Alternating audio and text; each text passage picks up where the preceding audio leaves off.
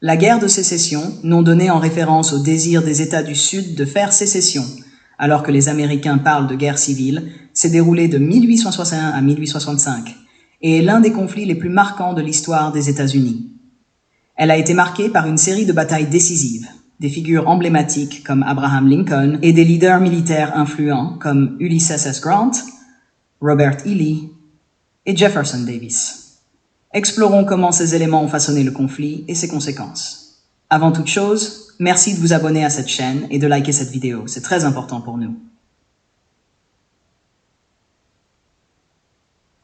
Causes de la guerre de sécession. Les causes de la guerre de sécession sont profondément ancrées dans les tensions socio-économiques et politiques du XIXe siècle. Le principal facteur de division était l'esclavage. L'économie du Sud reposait sur l'esclavage, en particulier pour les plantations de coton, tandis que le Nord, de plus en plus industrialisé et anti-esclavagiste, rejetait cette pratique. Ce désaccord sur l'avenir de l'esclavage dans les nouveaux territoires et États a exacerbé les tensions entre les deux régions. En outre, les différences économiques et politiques ont joué un rôle important. Les États du Sud se sentaient lésés par les politiques tarifaires du gouvernement fédéral, qui favorisaient l'économie industrielle du Nord au détriment de leur économie agricole. Enfin, la question de la souveraineté des États a intensifié le conflit. Les sudistes croyaient en leur droit de se retirer de l'Union si leurs intérêts n'étaient pas respectés, un point de vue en opposition avec la vision du Nord d'une Union indivisible. Les principaux généraux et leaders. Abraham Lincoln. Lincoln, élu 16e président des États-Unis en 1860, a joué un rôle fondamental dans le déroulement et l'issue de la guerre de sécession. Dès son élection, Lincoln a affronté la menace de sécession des États du Sud avec une détermination sans faille. Sa priorité était de maintenir l'intégrité de l'Union, une tâche d'autant plus complexe que plusieurs États avaient déjà déclaré leur indépendance et formé la Confédération. Par ses discours, notamment le discours de Gettysburg, Lincoln a inspiré la nation en réaffirmant les principes de liberté et d'égalité. Son leadership a galvanisé les forces de l'Union et a donné une orientation morale au conflit. Ulysses Grant. Général en chef de l'armée de l'Union à partir de 1864, Grant a joué un rôle déterminant dans la victoire finale de l'Union. Sa stratégie de guerre totale, qui visait à écraser les capacités de guerre du Sud, en multipliant les offensives et en menaçant les ressources, a conduit à la capitulation de Lee à Appomattox. Grant a également supervisé des campagnes décisives, telles que celles de Vicksburg et Chattanooga, qui ont renforcé la position de l'Union. 3. Robert E. Lee.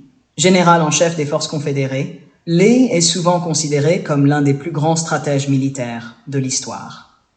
Ses victoires à des batailles comme la première bataille de Bull Run et Chancellorsville ont démontré son génie tactique. Cependant, ses échecs à Gettysburg et à la fin de la guerre ont marqué le déclin de l'effort confédéré. Son leadership a joué un rôle clé dans la durée du conflit, mais les défaites militaires et les pénuries de ressources ont finalement conduit à sa capitulation. 4. Jefferson Davis. Président de la Confédération, Davis a dirigé le gouvernement du Sud pendant toute la durée de la guerre. Bien qu'il ait tenté de maintenir l'unité et l'effort de guerre des États confédérés, son administration a été marquée par des difficultés politiques et économiques internes. Les défis auxquels Davis a été confronté, y compris les désaccords entre les États confédérés et les difficultés d'approvisionnement, ont contribué à la faiblesse de la Confédération face à l'Union. Les principales batailles de la guerre de sécession. 1. Première bataille de Bull Run, 1861. La première bataille de Bull Run, également connue sous le nom de première bataille de Manassas, fut le premier grand affrontement de la guerre. Cette bataille a eu lieu en Virginie et a marqué une victoire décisive pour les Confédérés sous le commandement du général Pierre G. Beauregard et du général Thomas Stonewall Jackson. La défaite de l'Union a révélé que le conflit serait long et coûteux. 2. Bataille de Shiloh. La bataille de Shiloh, en Tennessee, fut l'une des batailles les plus sanglantes du début de la guerre.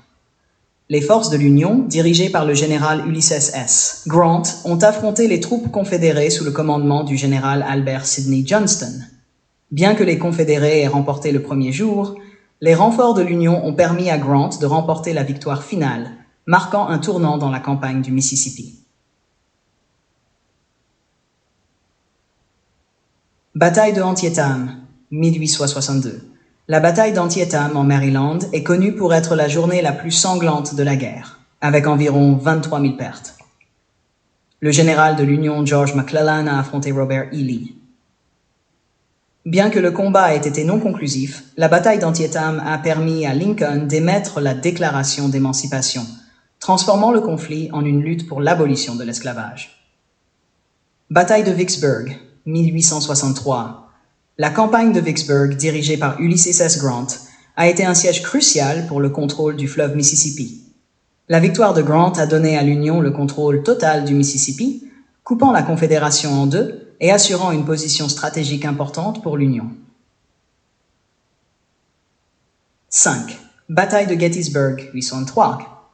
La bataille de Gettysburg, qui a eu lieu du 1er au 3 juillet 1863 en Pennsylvanie, est souvent considérée comme le tournant de la guerre de sécession.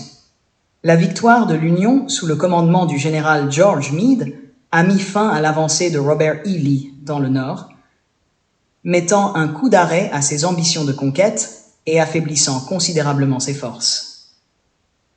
La bataille a été l'une des plus sanglantes de la guerre, avec environ 51 000 pertes parmi les soldats des deux camps.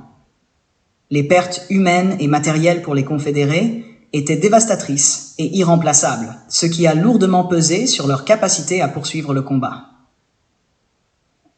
La victoire de l'Union a boosté le moral des troupes et des citoyens de l'Union, tout en sapant le moral des troupes confédérées.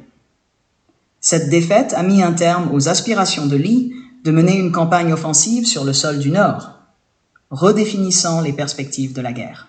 La victoire à Gettysburg a renforcé la position de Lincoln et a contribué à la transformation de la guerre en une lutte pour l'abolition de l'esclavage, grâce à la déclaration d'émancipation. Cela a également modifié l'équilibre politique et militaire du conflit, favorisant les objectifs de l'Union. 6. Bataille de Chattanooga, 1863. Après les victoires à Gettysburg et Vicksburg, les forces de l'Union, dirigées par Ulysses S. Grant, ont remporté la bataille de Chattanooga. Cette victoire a ouvert la voie à la campagne de Sherman dans le Sud et a consolidé la position de l'Union dans le théâtre occidental. 7. Bataille de Appomattox, 1865. Lee, après une série de défaites et de retraites, a capitulé devant Ulysses S. Grant, marquant la fin effective du conflit. Conclusion. La guerre de sécession est un conflit de grande envergure, façonné par des batailles décisives, des figures de leadership influentes et des événements marquants. Abraham Lincoln, avec son leadership déterminé et sa vision pour l'Union, a été une figure centrale de ce conflit. Les batailles de Gettysburg, Vicksburg et d'autres ont joué des rôles cruciaux dans l'issue de la guerre. Les généraux, comme Grant et Lee, ainsi que le président confédéré Davis, ont tous contribué de manière significative au déroulement de la guerre et à ses conséquences. En fin de compte, la guerre a redéfini la nation américaine, mettant fin à l'esclavage et forgeant une union renforcée. La compréhension de ces événements et de ces figures nous aide à apprécier pleinement l'impact durable de la guerre de sécession sur les États-Unis. Si cette exploration de la guerre de sécession vous a intéressé, n'oubliez pas de liker, de vous abonner et de partager cette vidéo. Merci de nous avoir rejoints pour cette plongée dans l'histoire des États-Unis. À très bientôt pour de nouvelles découvertes historiques.